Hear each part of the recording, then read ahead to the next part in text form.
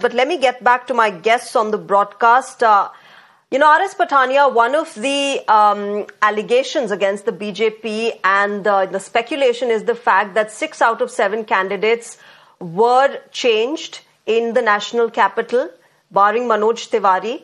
Is there a chance that, and was there a probability that the earlier candidates would have lost, that people were against them? And that is why there were fresh faces that were pitched in 6 constituencies out of 7? Yes. Shreya, Bharatiya Janata Party is a cadre-based political party, and it is a party which works with the principle nation first, party second.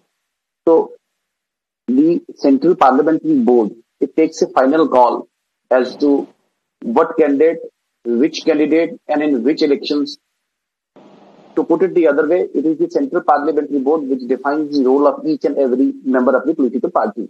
So that's not the case if 6 people have been replaced, they have been shunted on to an outroad. They will be given a role in the party organization also. There are different considerations with the party, and I am hopeful that the way the various considerations, the various counts the Central Parliamentary Board relies upon, all the 7 seats in New Delhi, Bharatiya Janata Party is going to win with a thumping margin.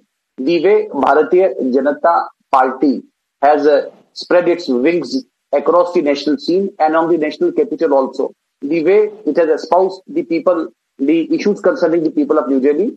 So I think, and the way the representatives of the Bharatiya Janata Party have virtually represented New Delhi, I am hopeful New Delhi will vote for Bharatiya Janata Party. And